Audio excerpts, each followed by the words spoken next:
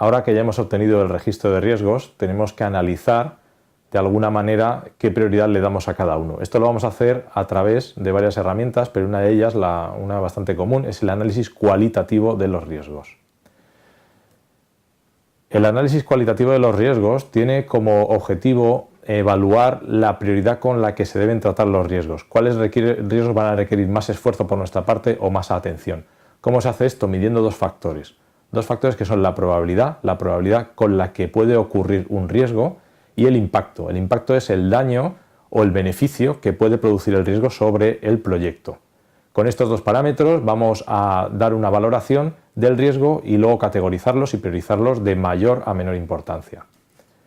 El proceso de evaluación de análisis cualitativo de riesgos necesita, como en cualquiera de los que hemos visto anteriormente, una serie de entradas y luego nos va a dar una serie de salidas. Las entradas, pues la más importante o más característica en este caso es el registro de riesgos.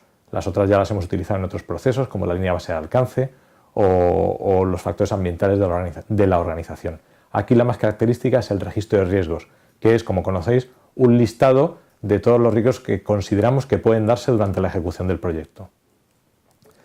La evaluación cualitativa, como hemos dicho anteriormente, es una evaluación totalmente subjetiva, en la cual vamos a valorar por un lado probabilidad y por otro lado impacto. Se suele utilizar una matriz probabilidad-impacto como las que veis.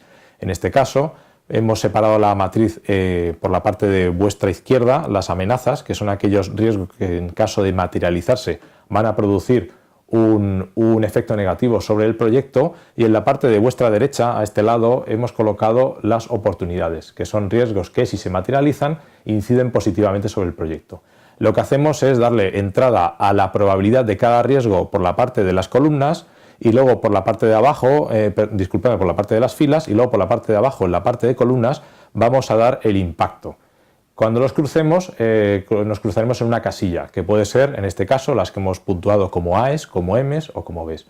A significa riesgo alto, M significa riesgo medio y B significa riesgo bajo. De tal manera que al final tendremos todos los riesgos con una valoración de alto, medio o bajo, y los colocaremos priorizados de alto a bajo.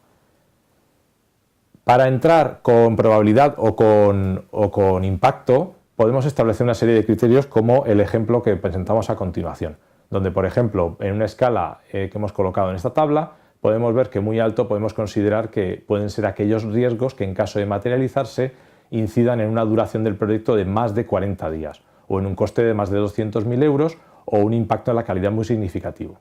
Y así es como valoramos todas las categorías del impacto.